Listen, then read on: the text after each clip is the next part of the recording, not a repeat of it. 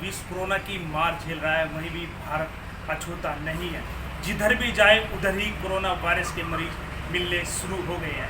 हम आज बात करेंगे जो विदेशों की यात्रा कर चीन, जापान आदि क्षेत्रों में जाकर रिसर्च कर चुके हैं। हमारे साथ है सत्यप्रकाश रेसू जी, जो एक विशेषज्ञ एवं समाज सेवी भी है।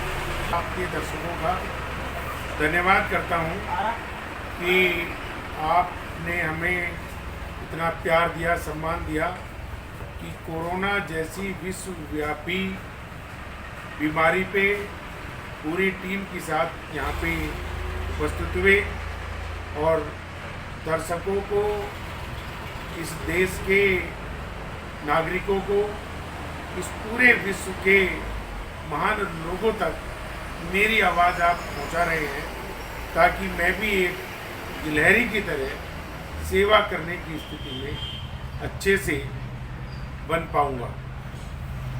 कोरोना वायरस देश में, इंडिया में आ चुका है, तो इससे भारत को क्या लाभ हो सकता है? Sandeep ji, corona virus India में लगभग फरवरी मिड में आ चुका था। गवर्नमेंट जब से इसके बारे में सचेत हो गई थी और कोरोना वायरस के नुकसान हैं, लेकिन यदि हम फायदे की स्थिति से देखते हैं, वर्तमान में जो वर्तमान समय तक जो फायदे आए हैं, उससे एक तो पूरे भारत में एकजुटता है, पक्ष विपक्ष एक साथ है, नंबर 1। नंबर 2, जो भारत ने पूरे विश्व को एक ह्यूमैनिटी के नाते दवाई सप्लाई करने का काम करा है, वो बड़ी बात है। तीसरी बात, जो कई प्रयोग नए कोरोना को दबाने के लिए करे गए हैं, ये एक बड़ी उपलब्धता है भारत की। और चौथी बात जो सबसे महत्वपूर्ण है कि भारत में लॉकडाउन का जिस तरीके से प्रयोग हुआ, जिस तरीके से ताली थाली शंख बजे,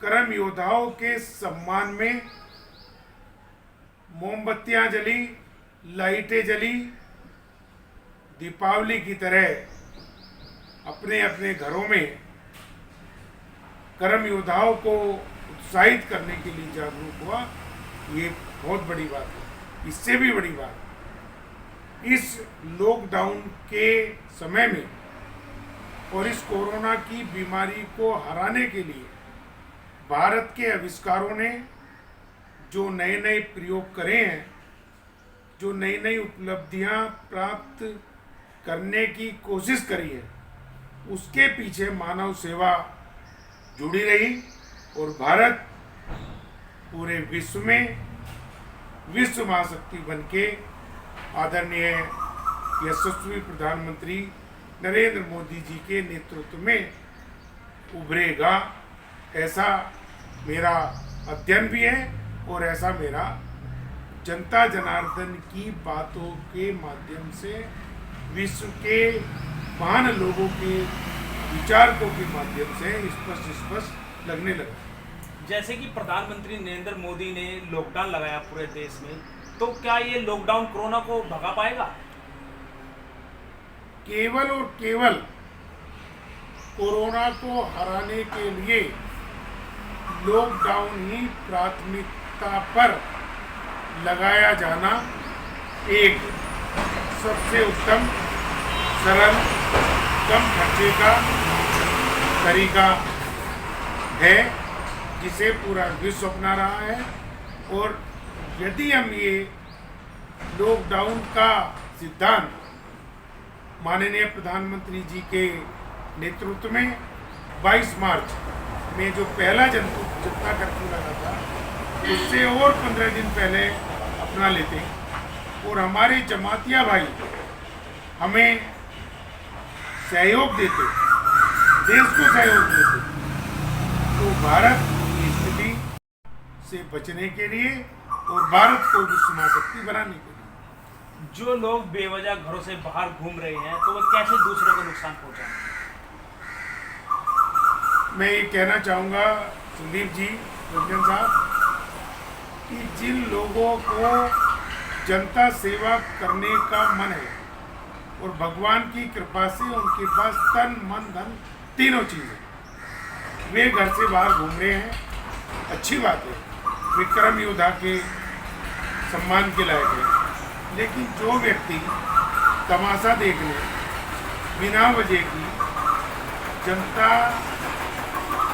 के लिए समस्या बन रहे हैं, प्रशासन के लिए समस्या बन रहे हैं, शासन के लिए समस्या बन रहे हैं, उनको पुलिस के लोग बहुत अच्छा पाठ सिखा रहे हैं, बहुत अच्छी शिक्षा भी दे रहे हैं।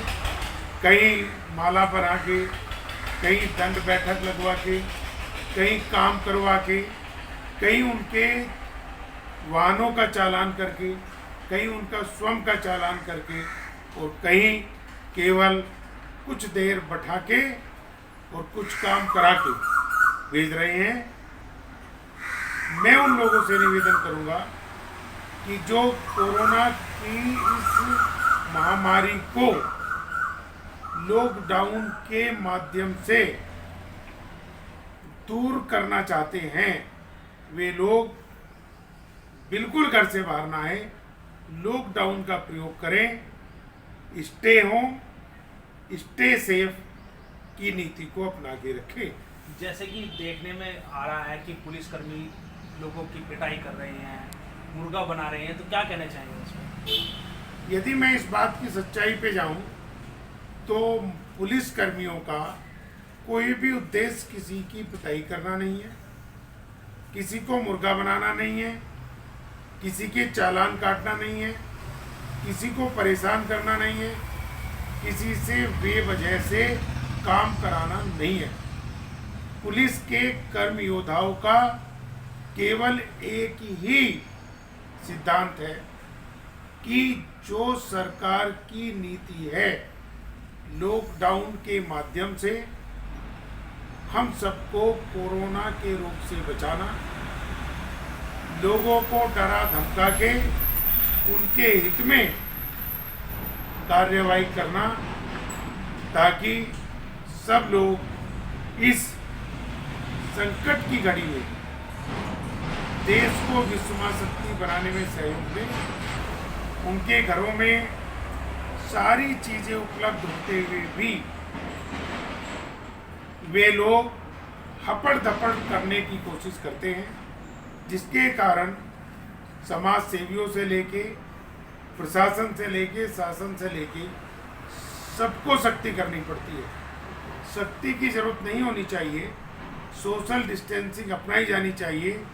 अरे ये तो वो देश है जहाँ पे हम नमक की रोटी खा के इस देश को विश्व महाशक्ति बनाने की क्षमता रखते हैं, और लोग बाग आजकल कभी रमजान के नाम पे, कभी नवरात्रों के नाम पे, कभी निर्जला एकादशी के नाम पे, कभी और बहाने लेके इस लॉकडाउन को जो तोड़ने की कोशिश करते हैं, मंडी खुल जाने पे जो हपड़ धपड़ करते हैं, वो नहीं करनी चाहिए। नंबर 1। नंबर 2, शासन और प्रशासन को भी हमने ये कहा है। आज उत्तर प्रदेश सरकार के मंत्री महोदय को, एक सेंट्रल मिनिस्टर महोदय को, जो मुजफ्फरनगर से ही दोनों मंत्री हैं, उनको ये कहा गया है कि आप प्रशासन से कह के इस लॉकडाउन के समय में कुछ बढ़ोतरी कराएं और एक टाइम की जगह 2 टाइम 3 टाइम खोलें और एरिया वाइज खोलें। हमारा काम जनता की समस्या शासन प्रशासन तक पहुंचाना है और कोरोना के लॉकडाउन को सफल बनाने के लिए हर स्थिति में सकारात्मक होकर काम करना है। मैं सत्यप्रकाश जी एक चीज़ और जानना चाहूँगा, 3 तारीख को लॉकडाउन समाप्त हो रहा है, तो क्या लॉकडाउन आगे बढ़ना चाहिए या नहीं? संदीप रंजन जी, जो देश और पूरे विश्व की स्थिति है, जो हमारे टीवी चैनल के भाई बता रहे हैं और जो हमारा व्यक्तिगत अनुभव भी है, अभी भी इस भारत देश को कम से कम 3 मई के बाद 15-20 दिन के लॉकडाउन पीरियड को बढ़ाए जाने की जरूरत अवश्य है। इसी लॉकडाउन के बढ़ाने के कारण हम जहां कोरोना से बीमार लोगों पे पकड़ कर पाएंगे,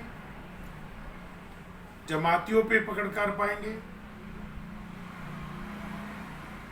आगे ये रोग ना फैले, छुआछात का रोग न बने, उस पर पकड़ कर पाएंगे, नई दवाई विकसित कर पाएंगे और नए सिस्टम को हम अच्छे से डेवलप कर पाएंगे ताकि इस देश को बचाया जा सके। इसलिए 3 मई के बाद कम से कम 15 से 20 दिन तक अभी लॉकडाउन का समय बढ़ना चाहिए। मेरा उद्देश्य उन भाई बहनों की भावनाओं को ठेस पहुंचाना नहीं जो मेरी बात से सहमत नहीं। मेरा उद्देश्य तो केवल और केवल इस देश को स्वस्थ रखने से है, स्वच्छ रखने से है, संपन्न रखने से है। सदर प्रकाश जी, जैसे कि आप बिजनेसमैन भी है, एक अच्छे जाने माने बिजनेसमैन है, तो जैसे कि लॉकडाउन चल रहा है तो उद्योग पर किस तरह का प्रभाव पड़ रहा है? यदि हम इस दृष्टि से देखते हैं कि उद्योग व्यापार की क्या स्थिति है, तो उद्योग व्यापार की स्थिति दिन पे दिन बहुत खतरनाक है। उद्योगपतियों पे लगातार खर्चों का बोझ बढ़ता जा रहा है। गवर्नमेंट के जो टैक्सेस होते हैं उनका ड्यूज बढ़ता जा रहा है। गवर्नमेंट की कोई भी पॉलिसी अभी तक उद्योगपतियों के पक्ष में नहीं आई है। मैं यहाँ पे संदीप रंजन जी, व्यापारियों को और उद्योगपतियों को थोड़ा सा अलग अलग डिफाइन करना चाहूँगा। उद्योगपतियों के बारे में यदि गवर्नमेंट कोई सकारात्मक नीति IIA, फिक्की, CII, CAA आदि फेडरेशनों के माध्यम से नहीं लेगी तो उद्योग धंधे चौपट हो जाएंगे, जिसके कारण व्यापार चौपट हो जाएगा। क्योंकि व्यापारी जभी तक चल पाता है जब तक उद्योगों से बन के चीज़ें आती रहती हैं। और यदि व्यापारी ठप हो गया, उद्योग धंधे ठप हो गए, तो हमारा जो अन्न पुत्र है किसान, वो भी परेशानी में आएगा। क्योंकि उसकी फसल को नया स्वरूप देने के लिए व्यापारी और उद्योगपति अहम भूमिका निभाते हैं। अब से पहले क्या रहा, मैं उसमें यदि जाना चाहूँ तो किसान को और व्यापारी को लड़ाए जाने की कोशिश करी जाती थी। लेकिन आज ही मैंने अखबारों में और समाचार चैनलों पे सुना कि व्यापारी और उद्योगपतियों की साथ साथ हमारे किसान भी एक साथ मिलके, मजदूरों को साथ लेके, हर क्षेत्र के लोगों को जोड़ के चलते हैं। जैसे कि उद्योग बंद है, व्यापार बिल्कुल ठप हो चुका है लॉकडाउन के दौरान, तो आगे की स्थिति क्या है देखने में आई? इस तरीके के महामारी के समय पहले भी आते रहे। युद्ध के समय, चेचक के समय, ब्लैक डेथ के समय, स्वाइन फ्लू के समय, प्रथम विश्व युद्ध में, द्वितीय विश्व युद्ध में, महाभारत के समय में, रामायण के समय में, न जाने बहुत सारे समय ऐसे रहे जो महामारियां आती रही, परेशान करती रही। लेकिन हमारे कर्म योद्धाओं ने, हमारे शासन प्रशासन के लोगों ने आपको और हम जैसे लोगों को जोड़ के अस्तित्ववान और शक्तिवान बना के एक कार्यकर्ता के रूप में काम करने का मौका दिया, वैज्ञानिक के रूप में काम करने का मौका दिया। और हमने ऐसी महामारियों पे अनेकों बार विजय प्राप्त करी, अभी भी करेंगे और भारत को निश्चित रूप से आपके चैनल के सहयोग से और चैनलों के सहयोग से निश्चित रूप से महाशक्ति, विश्व महाशक्ति बना के दिखाएंगे। देखते रहिएगा जरा। बात अगर किसानों की करें कि इस मौसम में बरसात, आंधी, तूफान, ओले आ रहे हैं, तो किसानों को किस तरह का नुकसान मानते हैं, क्या प्रभाव पड़ेगा किसानों पर? संदीप रंजन जी, मैं आपके चैनल का ध्यान और आपके श्रोताओं का ध्यान इस रूप में और इस बात पे अवश्य दिलाना चाहूँगा कि ये प्रकृति का नियम है।